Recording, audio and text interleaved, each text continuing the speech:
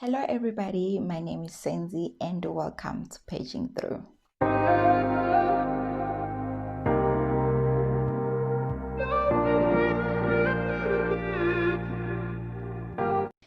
If it's your first time coming across my channel, thank you so much. Please don't forget to give this video a thumbs up. Please don't forget to subscribe and hit that notification button so that you get notified every time I post a video. Today I am doing a review on the book titled Obsessive Love by Isiphile Mthumezi. Just to give a little bit background on the author, Isiphile is a university student. This is her first published book, but she is no stranger to writing. So if you want to read more of her work, you will find it on the website called Visionary Writings, where she has more than 20 stories there. I'm not making this up. Yes. So please do check out her work. It is very, very, very interesting. This book highlights some of the top society issues that women are facing right now in South Africa. That's being rape and gender-based violence.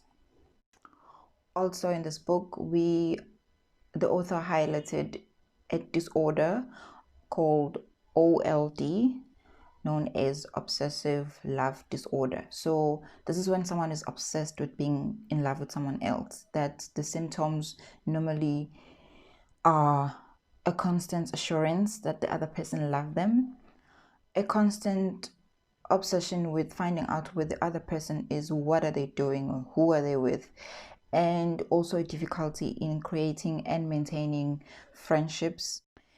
Yeah, so just watch out. Maybe you might have this disorder. Okay, now that's out of the way, let's get on with our book. The book is set in the areas on the south coast of Durban, Hading, Zimkulu, and Kelebane area. So we are following a story of a 10-year-old girl. Her name is Kamikaze. Kamikaze was born with a birthmark covering like half of her face all the way up to her hair. So she's like a huge pigmentation. Because of this pigmentation that she had on her face, her father caged her. She was homeschooled. She never left home. She would always go outside and play whatever, but she never left her home. Things changed at home when her father started molesting her at 10 years old, and then it went for years, and then he eventually raped her because he will tell her all the time that I own you, no one will ever love you with a thing on your face. The mother became aware of this behavior from her husband. She tried to speak to him, which resulted in the father becoming violent towards the mother and the child. So everything just changed at home. It got to a point where he carried his gun at home. Like, he will back orders. If no one follows them, he'd take out the gun and he'll threaten to shoot them. Even when they were having dinner, he'll have the gun on top of the table, So it had become that type of home. So now this woman and her child were being abused by the very same person that was supposed to protect them. So this problem was starting at home, which I would think that some actually household out there, this is their reality. The man of the house is violating them. The very same person that is supposed to protect them from the outside world is doing these unspeakable things.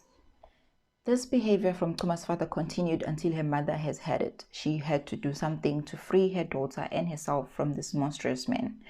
But her plans did not go according to plan. She wanted to kill her husband actually, but everything just went the other way. She ended up torching the house on fire with her husband and herself inside. So now Kuma was left on her own. She had to embark on this journey to the unknown world, an unfamiliar world to her because she has never left home. So Kuma continued her and her dog until they came across this old house where this old granny lived. She took her in, and she became at ease. She was like, oh, okay, maybe I can have a normal life. But oh well, she didn't know. She thought finally she can breathe. This grandmother that she just found actually died And this is when we get introduced to a character named Ongezwa. Ongezwa is this Gogo's daughter. Ongezwa took Xuma in only to turn her life upside down. You know, after the funeral, she took her and left for Durban with her. That's where she lived. So, you know, when they arrived at Ongezwa's home, Xuma saw this beautiful house, double story. She was like, yay, I'm going to live a perfect life. Finally, I'm going to have a normal life. But that was not the case. Ongezwa was a very heartless woman. You know, to think that there are women out there who will hurt another woman and feel no remorse at all.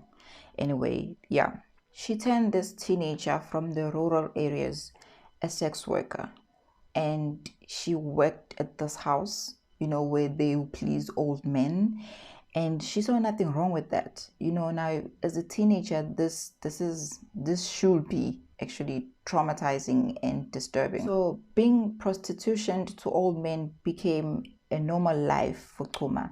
No, you must understand that her father did this to her when she was like 10 years old. So now that was like the only thing that she knew how to do, sexual activities.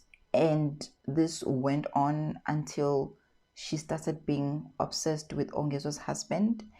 That's when she wanted like everyone out of the way so that she could be with him. Was willing. She was even dreaming of killing Ongezwa so she could have the husband to herself.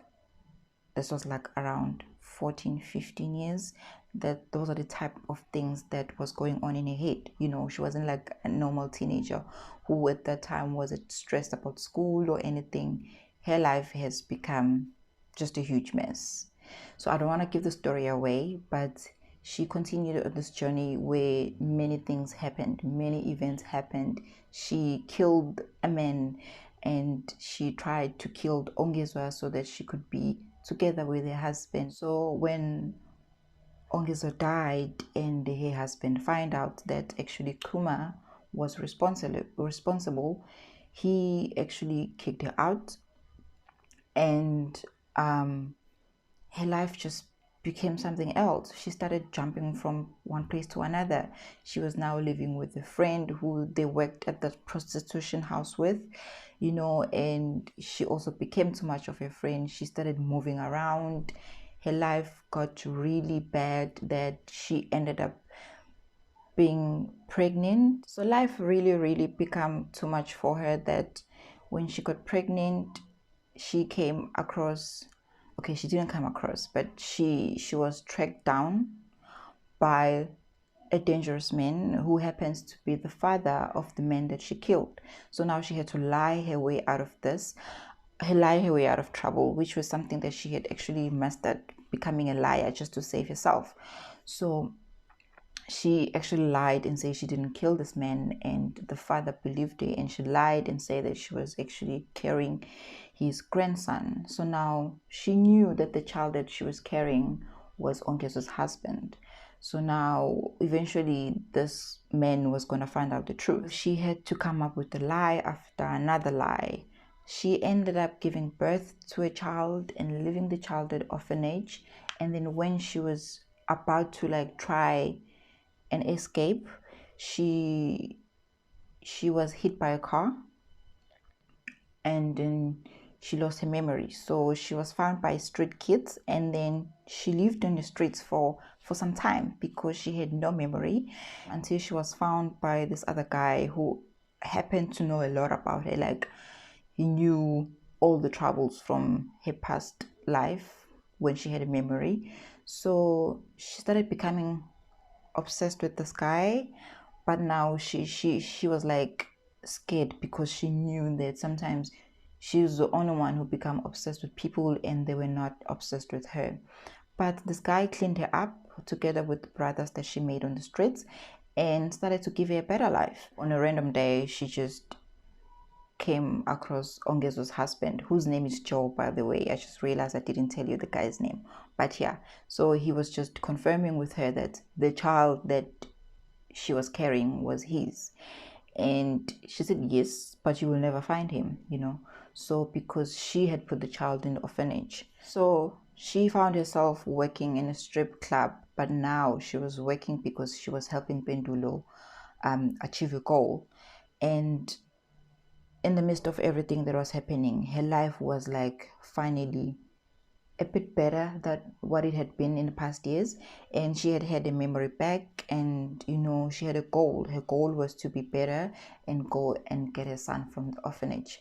But now, when finally her life was on track, she couldn't find her child. She went to the orphanage. She had money, she had most of the things that she wished she had, and she was going to be able to give her child a better life. But now the child was not there. So that's how actually the story ends, with her going to a orphanage to look for a child, and the child is not there. She has worked so hard to have all the things that she has now, because her goal was to get a child and move away from Durban. So now when the child is not there, she goes mad.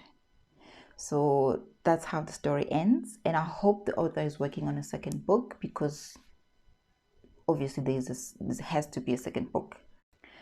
So yeah, so please do get yourself a copy of this book and support local authors. And just to put it out there, if you are a very sensitive reader, just read this book with open mind, because there's explicit sexual content. I know some people might not be comfortable with reading it, so yeah, so just read with caution. So if you enjoyed this video, please don't forget to give it a thumbs up. Please don't forget to subscribe, tell your friends, and hit that notification bell so you will get notified every time I post a new video. So that's it from me. Till the next video. Bye.